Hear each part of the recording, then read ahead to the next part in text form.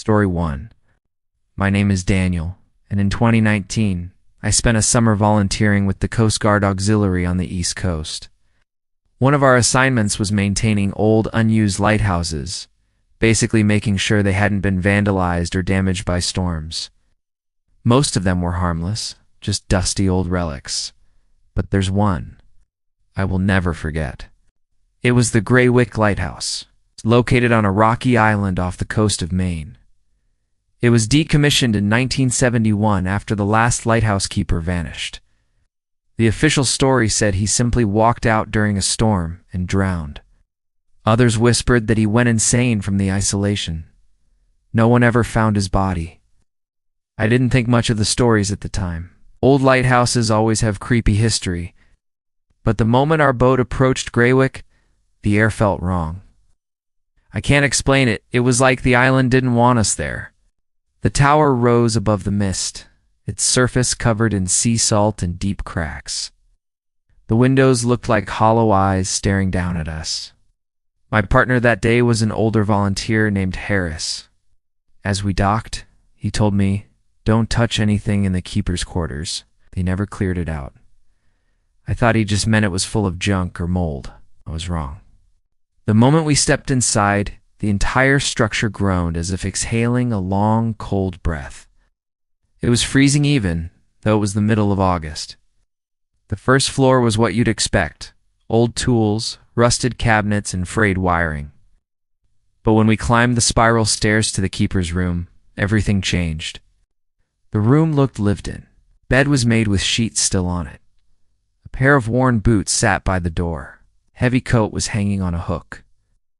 And on a small wooden table, an old journal sat open. There was no dust, no signs of decay. It was like the keeper was still living there and had just stepped out for a moment. I turned to Harris and said, "They must have restored the room, right? For historical purposes?" Harris shook his head immediately. "Nobody touches this place," he said, and his voice cracked a little when he said it. Curiosity got the best of me. I walked over to the table and opened the journal.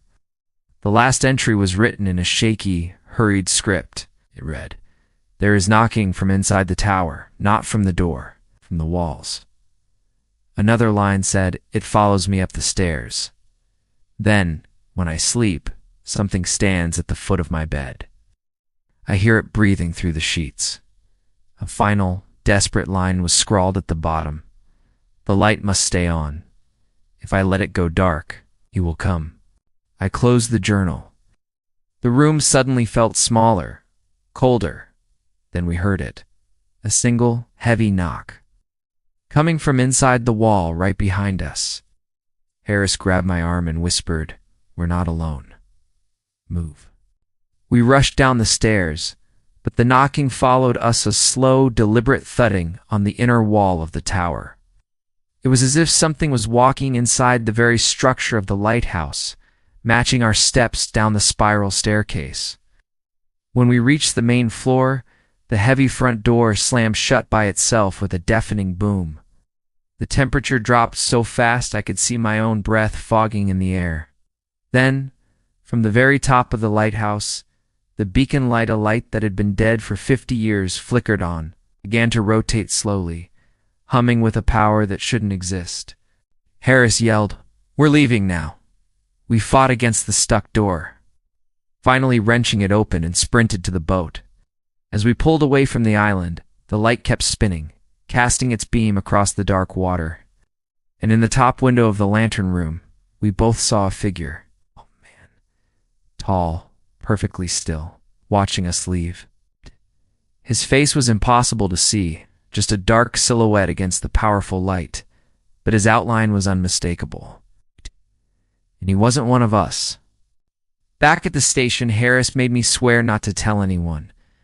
He said they had tried sealing the lighthouse years ago, boarding up the doors and windows, but every time, the door would be found wide open again the next morning. A month later, another team was sent to Greywick for a routine check. They reported that the light was still on. The lighthouse has no power, never gone back. But sometimes late at night when my house is quiet, I still hear that slow, heavy knocking. following me down the stairs.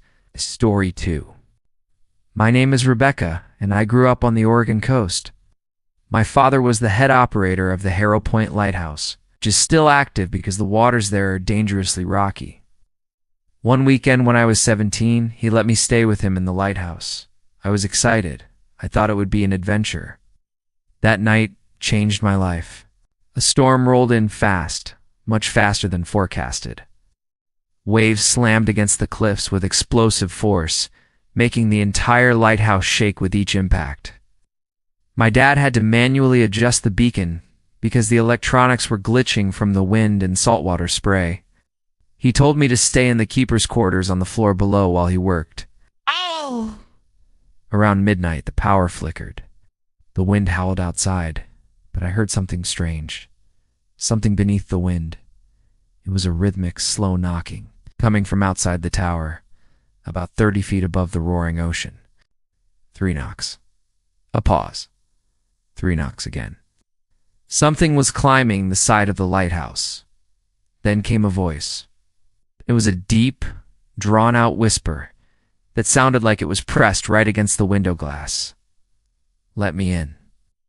It wasn't a human voice. There was a wet, bubbling gurgle to the sound, like the speaker had lungs full of water. I froze, my blood turning to ice. Again the whisper came, more insistent this time. Let me in. Just then, a flash of lightning lit up the entire room in stark white, and I saw it. A silhouette was clinging to the outside wall. It had long, spindly arms and even longer fingers. Its body was thin, like stretched seaweed plastered against the stone, and its head was tilted sideways at a disturbing, unnatural angle, too far, like its neck had snapped long ago. When the lightning faded and the darkness returned, the knocking started again, faster this time, more desperate. I screamed for my father. He burst into the room and pulled me away from the window so fast that I fell to the floor. That's when I realized something even worse. He had heard this before.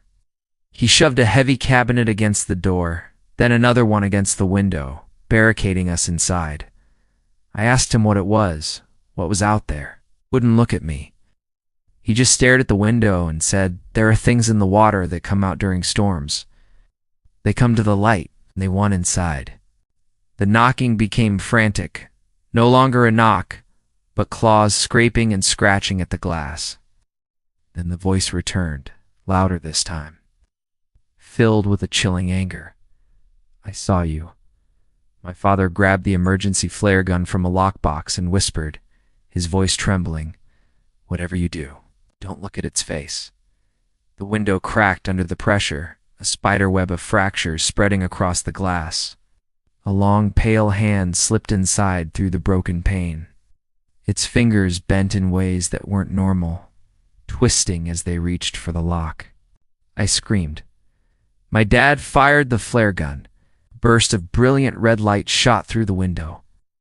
The creature outside let out a screech so loud and high-pitched, it felt like needles piercing my ears.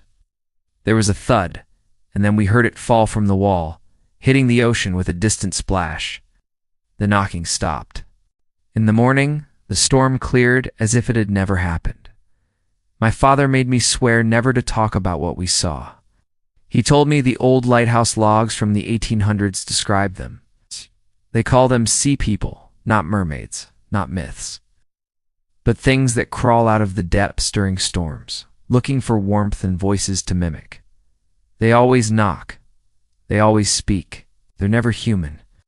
When I moved out a few years later, my dad gave me one final warning. If you ever hear knocking during a storm, don't answer it.